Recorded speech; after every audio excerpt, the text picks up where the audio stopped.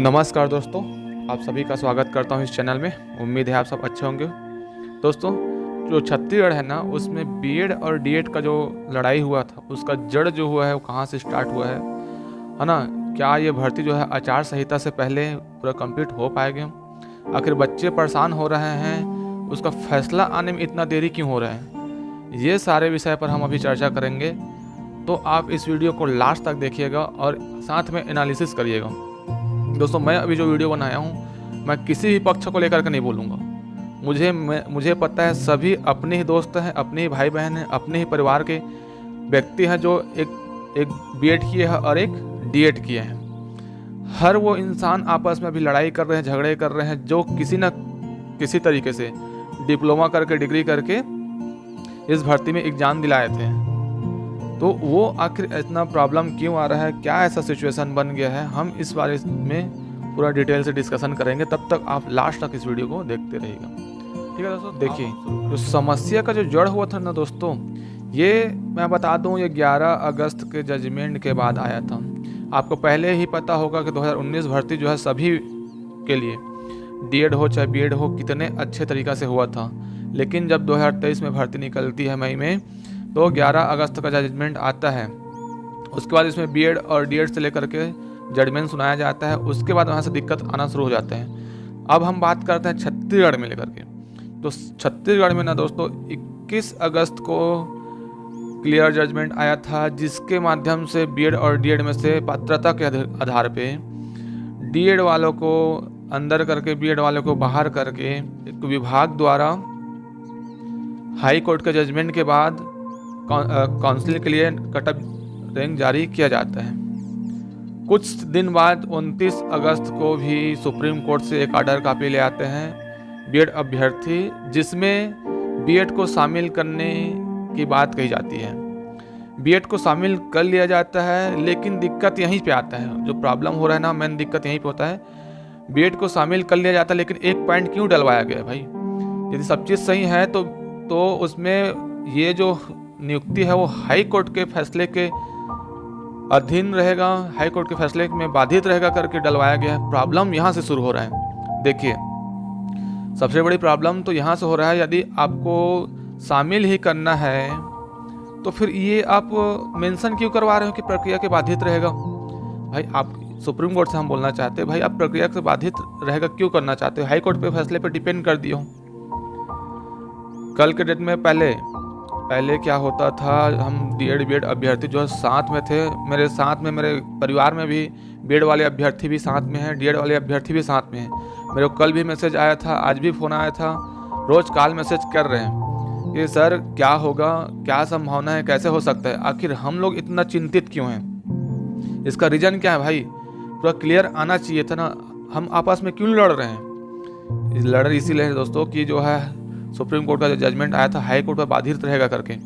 जब 21 तारीख को डेट आया था, उसमें बीएड वाले को बाहर करके नियुक्ति करने के लिए जब काउंसलिंग करवाया गया था, तो उस टाइम बहुत सारे ऐसे अभ्यर्थी थे जिसने मेरे कॉल किया था, मैसेज किया था कि ठीक है सर, हम तो बाहर हो गए हैं, अब हम क्या करें, ठीक है आप दूसरे एग्जाम की तैयारी करते हैं करके लग गए थे। लेकिन 29 तारीख को जब जजमेंट लेकर के आया सुप्रीम कोर्ट से, तो कहीं ना कहीं उम्मीद तो सबको जागा है ना भाई।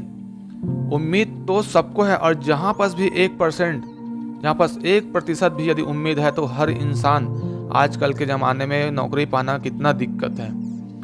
इतना प्रॉब्लम होकर के सालों सालों बाद पंचवर्षीय योजना के तहत हर 4 साल 5 साल में एक साल नौकरी निकलती है, उसके तहत आप इसमें भी प्रॉब्लम हो रहा है। तो यदि आप उम्मीद जगाए हो, तो चाहे बीएड वाले हो चाहे डीएड वाले हो, मैं एक बात करूँ, सिर्फ एक उम्मीदवार, एक अभ्यर्थी हो ना, अभ्यर्थी हो, तो वो ही क्यों नहीं उम्मीद जगाएगा भाई? उसको 1% भी उम्मीद है तो क्यों ना रखे उम्मीद?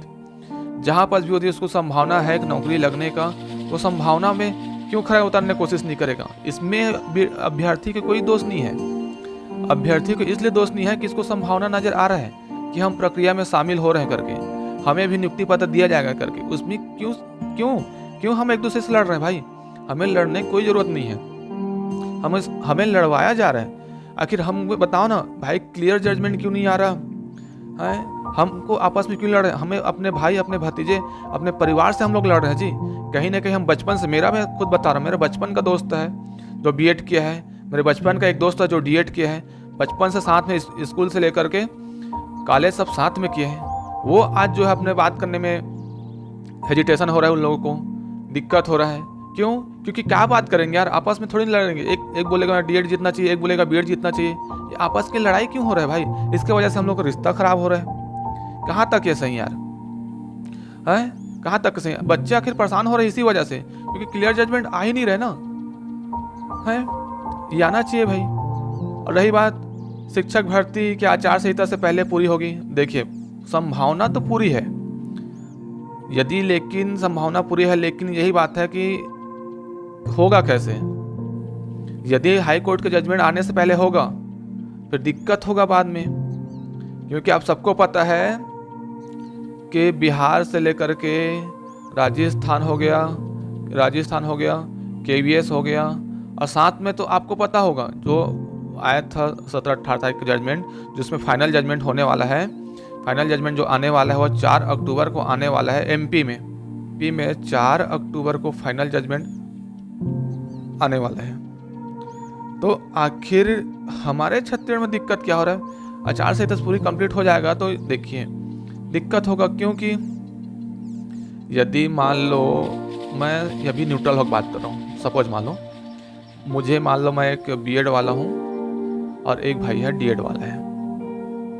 बीएड वालों को नियुक्ति पत्र दिया जाता है, लेकिन उसमें क्लॉज डाल दिया जाता है, एक कारण कि ये जो है आपका जो फैसला आपको नियुक्ति दिया जा रहा है वो जो है हाई कोर्ट के फैसले के बाधित रहेगा।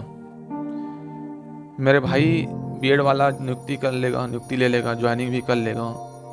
सपोज मान लो 2 महीना बाद 3 महीना बाद, जो क्योंकि कोर्ट का फैसला आया नहीं रहेगा, कोर्ट के फैसला जस्ट इसके विरुद्ध आएगा, जस्ट इसके विपरीत आएगा, तो भाई कितना बुरा लगेगा उस टाइम।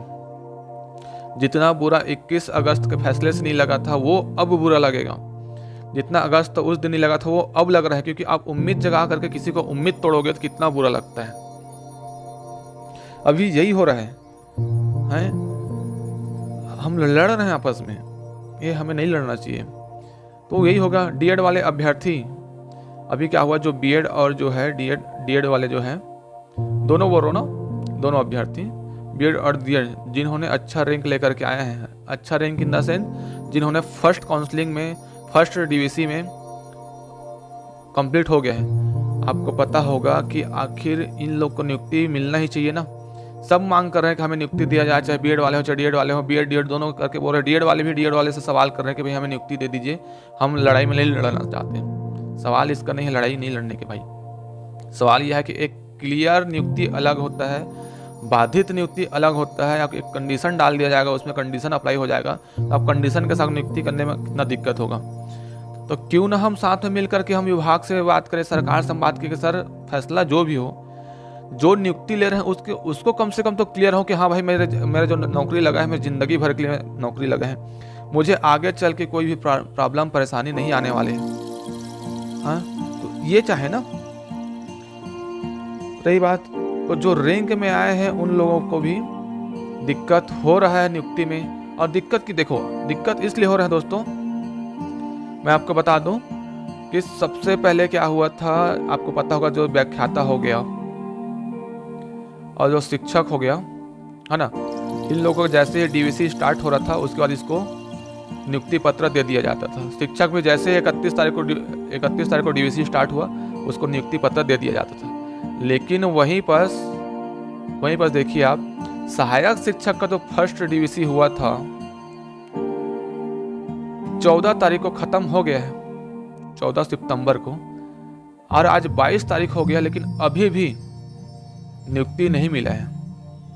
तो आपसे इससे यही समझ आ रहा है कि विभाग को भी पता चल गया है, विभाग ये भी सोच रहा है कि हम लोग यदि नियुक्ति दे भी देते हैं तो प्रॉब्लम हमें आने वाला है, प्रॉब्लम जो है विभाग को आने वाला है। भाई नियुक्ति दे दिया जाएगा, प्रॉब्लम विभाग को इसलिए होगा क्योंकि सरकार आते जाते रहते हैं। जवाब कोर्ट यदि मांगेगा विभाग से तो विभाग को जवाब देना पड़ेगा, यदि हाई कोर्ट यदि जवाब मांगेगा तो विभाग को देना पड़ेगा। तो विभाग भी इसी दुविधा में फंसा है कि हम करें तो करें क्या। हाई कोर्ट के फैसले का इंतजार कर रहे हैं और फैसले आने में देरी क्यों हो रहा है। जज साहब ने 20 तारीख के जजमेंट में 20 तारीख के जजमेंट में भी बोला है कि भाई आपको 4 सप्ताह का टाइम दिया गया था, तो अब सप्ताह में जवाब क्यों नहीं दे रहे हो। यही चीज़ वो भी बोला है कि आखिर टाइम क्यों हो रहा है, इतना टाइम क्यों लग रहा है। भाई जिस विपक्षी जो वकील है, सरकार के जो वकील हैं, हम आपसे प्रार्थना करते हैं जी, हमें इस झमेले में नहीं चाहिए, हमें एक क्लियर भर्ती चाहिए। हमें जो भी फैसला आएगा हमें मंजूर है। आप जवाब तलब कीजिए, जवाब दीजिए कोर्ट में, जल्द से जल्द इस फैसला को आए, जल्द से जल्द रिजल्ट लेकर के आए और जल्द से जल्द भर्ती प्रक्रिया कंप्लीट हो।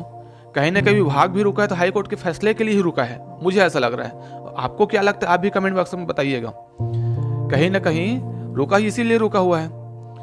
यदि हाई कोर्ट का क्लियर जजमेंट आ जाएगा तो विभाग को सब तैयार कर रहे हैं। देखो सेकेंड डीवीसी भी स्टार्ट कर दिया है, कहीं ना कहीं डीवीसी कर करके रख रहे हैं। क्लियर जब आएगा तो वहाँ से तुरंत नियुक्ति पत्र जारी करने सोच भी लेगा वो। लेकिन दिक्कत ये हो रहा है कि क्लियर जजमेंट आ ही नहीं रहा, तो जजमेंट देरी आने में प्रॉब्लम हमारे जो सरकार की ओर से, जो विपक्ष के वकील है उसके ओर से, जब तक डाटा सबमिट नहीं करेंगे, जज साहब ने यही बोला है कि हम दूसरे पक्ष को जब तक सुनेंगे नहीं तब तक कैसे फैसला करेंगे करके।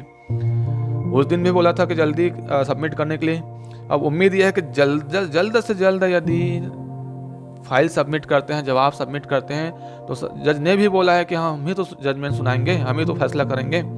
लेकिन क्लियर आने के बाद तो अब आपको समझ में आ रहा है कि हम जो लड़ रहे हैं ना भाई, हम लोग जो अपने परिवार से, अपने रिश्तेदार से, अपने बचपन के दोस्तों से जो लड़ रहे हैं ना, वो हमें आपस में लड़ने से कोई फैसला नहीं होने वाला। क्योंकि हम थोड़ी ना जज है जी, हम थोड़ी ना वकील हैं। हम लेकर के ना तार्किक जो सवाल करते हैं कि हम बीएड को पहले पात्र किया जाता है, डीएड को पहले डीएड में शामिल होना चाहिए, हाँ कि 11 अगस्त तक फैसला आया। अरे भाई सब चीज़ अपने जगह में सही हो, यहाँ पास बीएड वाले भी सही हो, डीएड वाले भी सही हैं। आपको जहाँ पास उम्मीद लग रहा है आप वहाँ पास उस उम्मीद की बात करोगे, इसमें कोई दुविधा नहीं है। अपना अधिकार मांगने का सबको है, सब अपना अधिकार मांगेंगे, अधिकार सबको चाहिए। तो अधिकार मांगने के लिए किसी के लिए रोका नहीं गया है, सब अपना अधिकार मांगे। आपकी कोई गलती नहीं है, गलती है किसी और की, जिसके वजह से हम आपस में आरोप प्रत्यारोप लगाते हैं। कहाँ तक है इसे भी, हम आने वाले भावी शिक्षक हैं और हमें भावी शिक्षक होने के